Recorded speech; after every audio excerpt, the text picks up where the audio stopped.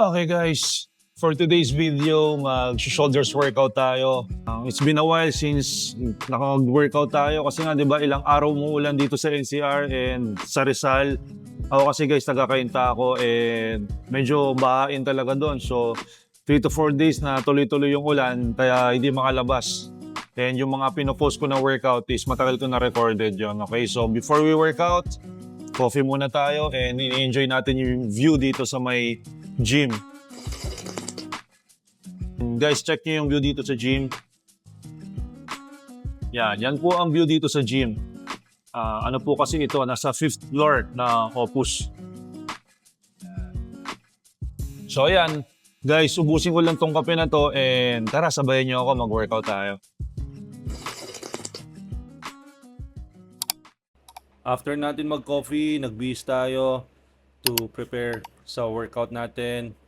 Nag-warm up na rin tayo para di tayo ma-injury dun sa gagawin nating workout. Tara guys, start tayo.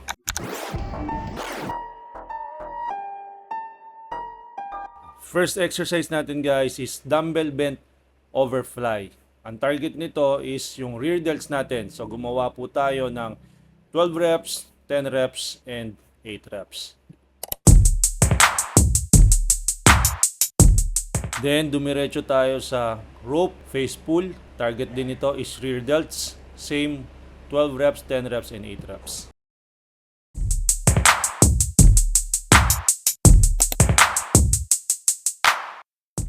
Now guys, punta tayo sa main workout natin. Dito tayo nag-heavy sa machine shoulder press. Ang target ito yung harap ng shoulders natin. Ang ginawa natin dito guys is 12 reps, 10 reps, 8 reps, 8 reps. So 4 set, no, kasi medyo kaya pa natin siya. And yun guys, after this, lipat tayo guys sa dumbbell Arnold press. So mabilisan na lang yun guys, no. Pump lang.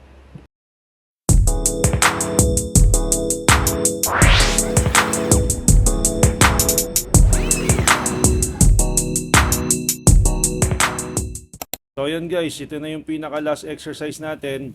Dumbbell side raises para sa gilid ng shoulders natin. Actually, pwede pa kayo magdagdag pero for me, enough na yan. And yun guys, sundan nyo ako. Susunod-sunurin na natin itong mga weight training natin kasi gusto natin mag-build ng size. And thank you for watching guys and follow for more. Bye-bye.